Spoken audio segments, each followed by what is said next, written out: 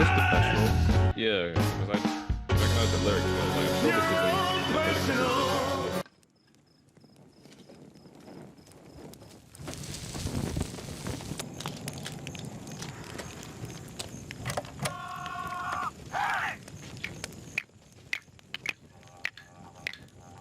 Puyane, puyane, pukanyaki bapane, puyane, puyane, puyanaki pikane, puyane, pikanaki puyane, puyane, puyane, pikanaki puyane, puyane, puyane, pikanaki puyane, puyane, puyane, pikanaki puyane, puyane, puyane. Preventing the apocalypse. What are you doing?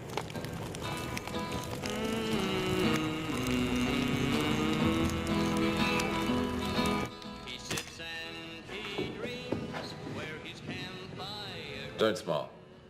An old man of tribal. This is a song line. In it. I spend hours talking you through what I'm doing down here. There's not a word in your goddamn book.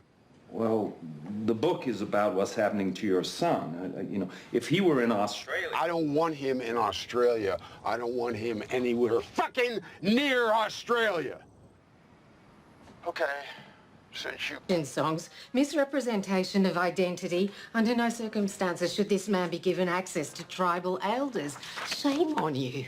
You've stolen from these people. Really, I've stolen.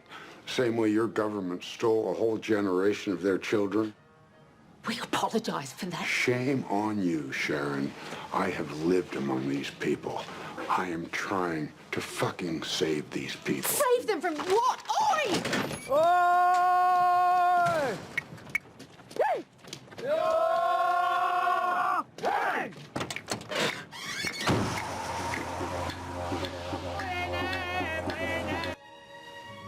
And do you know what I saw on that TV, Chris? A chicken. On October the 14th, a town in the outback lost its entire population. A small town, only 14 people, but all of them vanished, even the animals. Every living thing in that town was gone except for one thing, an egg. 2 days later, it hatched, and they named him Tony. And at first, nobody took him seriously. But then rumors started. Rumors that the chicken could help people find... Well, that's all subject to interpretation. You want to stop the flood? I do. Start there.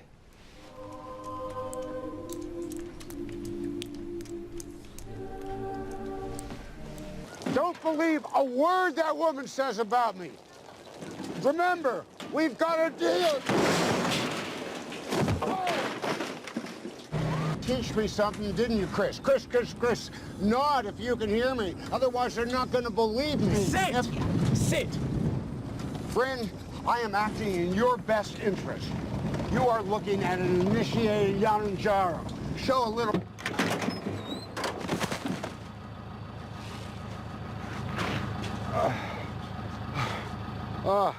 I'm sorry. First act.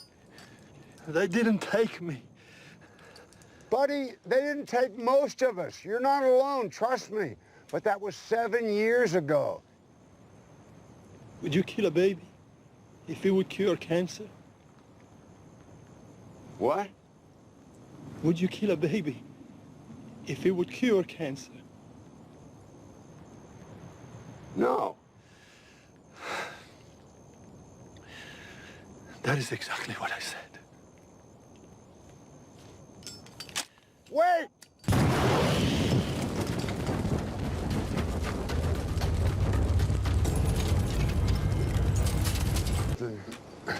Greater than yourself.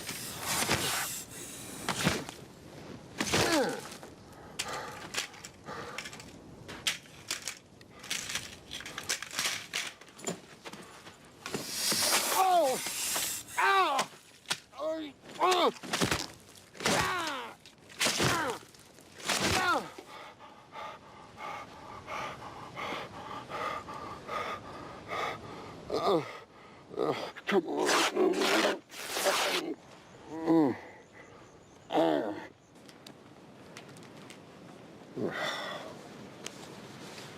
Oh, no.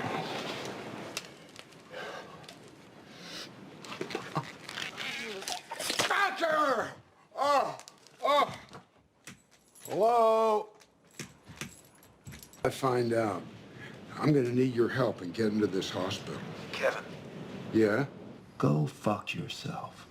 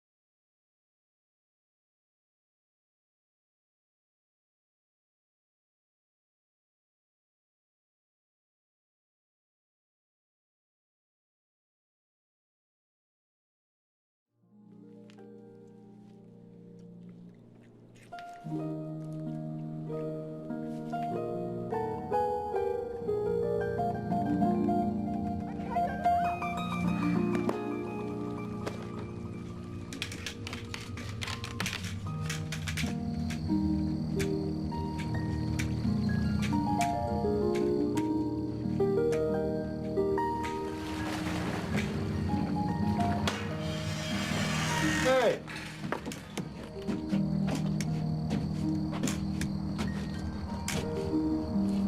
What are you ladies up to? Oh, come on.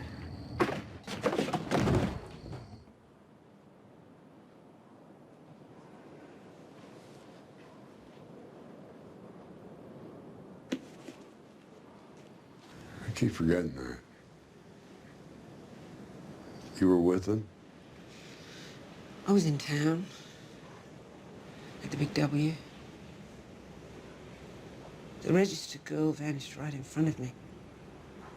She was holding that box of wheat bix. Took it with her.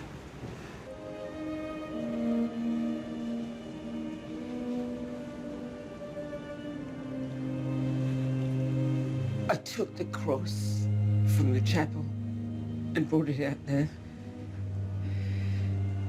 to mark the place where they died.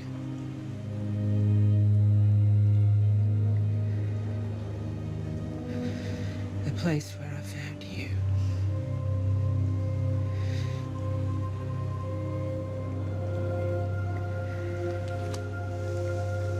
This was in your hand.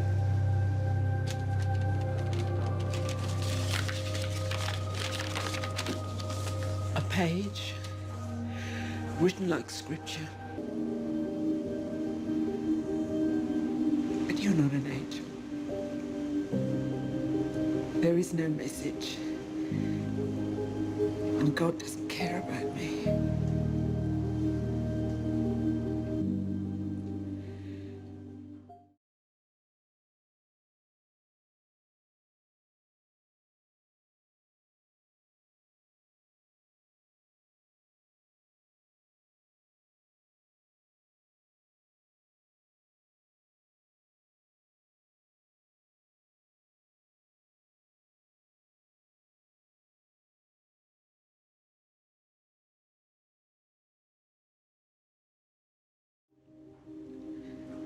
I've gone a bit crazy, haven't I?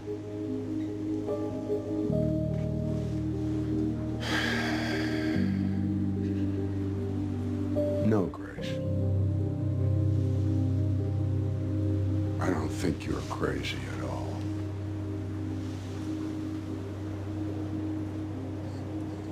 You just got the wrong Kevin.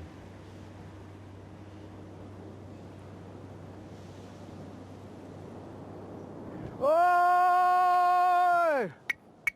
Hey!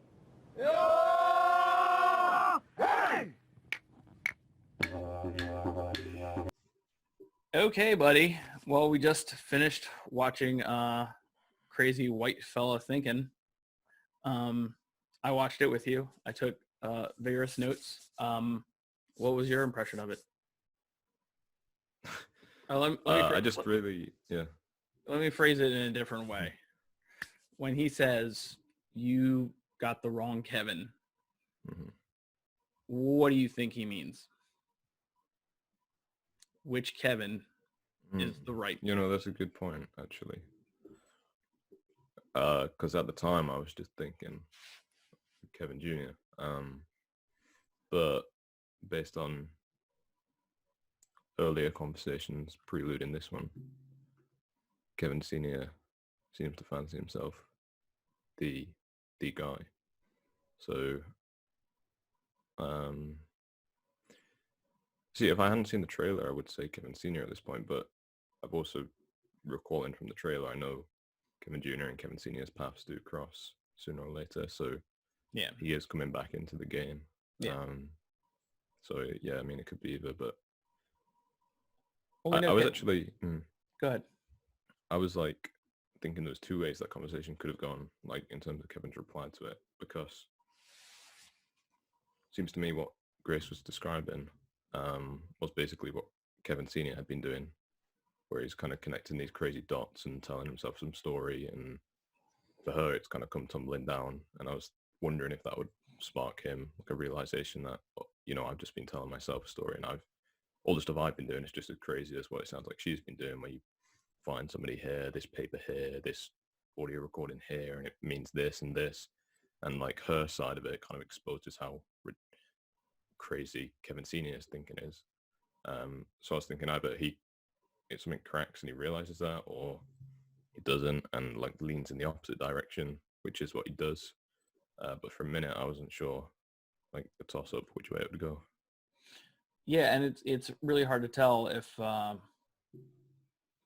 if he still thinks it's him or if he has given up somewhat and realizes and reads the signs, phone call from Matt or whatever, that maybe he's right and maybe it is his son. You know what I mean? Well, I think it has to be that, just again, pulling on the fact that we have so few episodes left. I'm not sure there's time to spend a whole lot more time with Kevin Sr. pushing that angle before he realizes and comes back to Kevin Jr. And I just, yeah, I'm not sure we have that kind of room for that arc.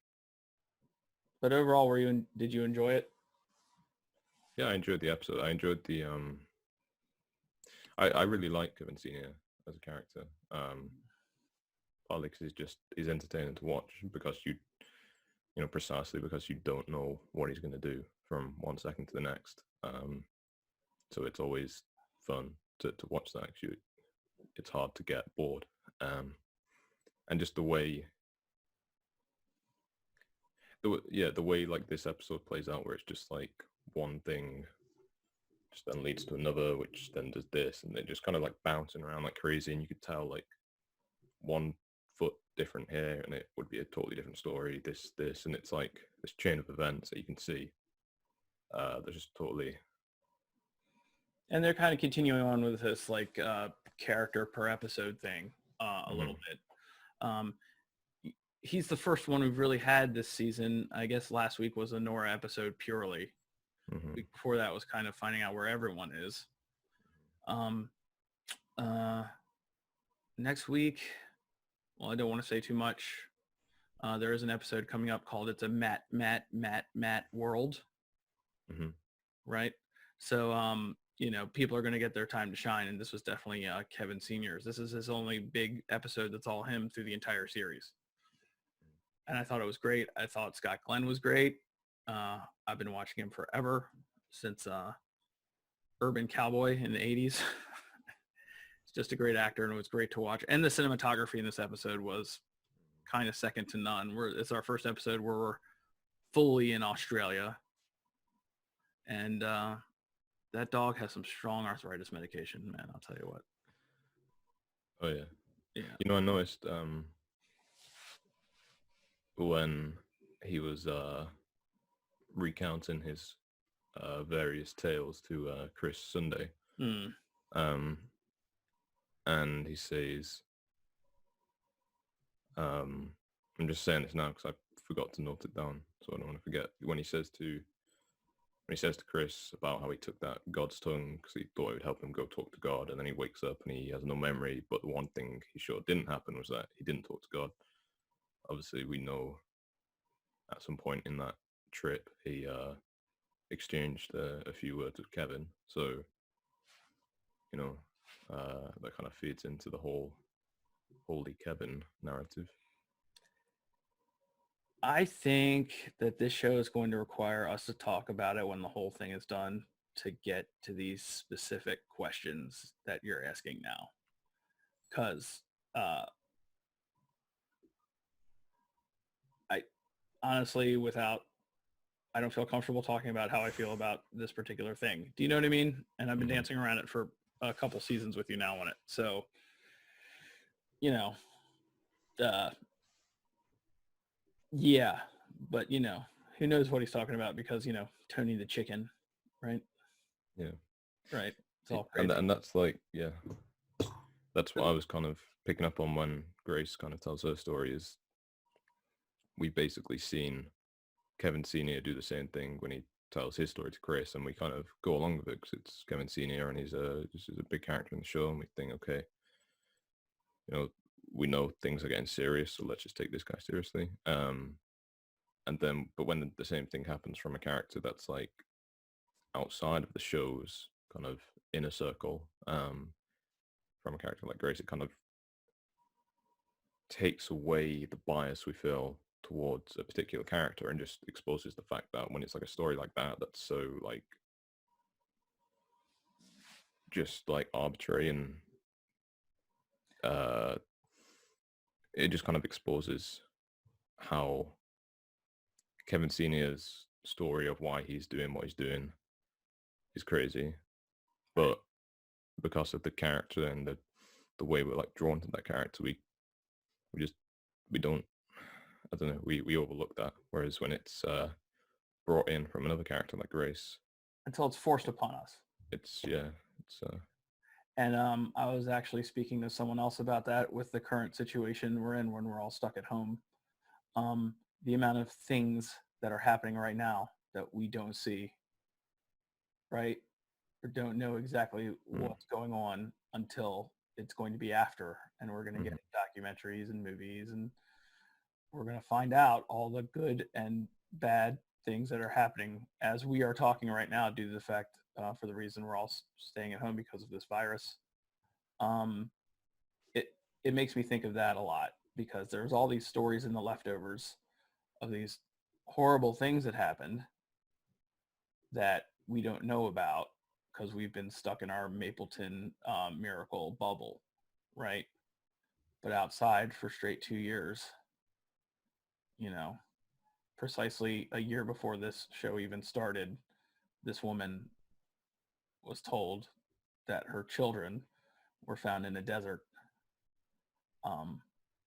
because she so believed in her faith so strongly that she thought her whole family, except for her, had departed. And their father departed, and they thought their mother may have departed. They didn't know what was going on, so they just went out into the Australian wilderness and died. I mean, it's ridiculously heartbreaking. It's a great performance by Lindsay Duncan is her name, and I've seen her before. There's a lot to dive into when we talk about it, so, you know. And plus, one of the best shots I've ever seen in The Leftovers. That shot of the man who has lit himself on fire afterwards the next morning. It's a great shot, you know, with his body in the foreground and the sun rising in the background. It was crazy. Crazy is probably the word I would use to describe this episode. Yeah, totally crazy white fella thinking. All right, man. Well, I think that should be all of our gabbing for now. We can pick it up soon.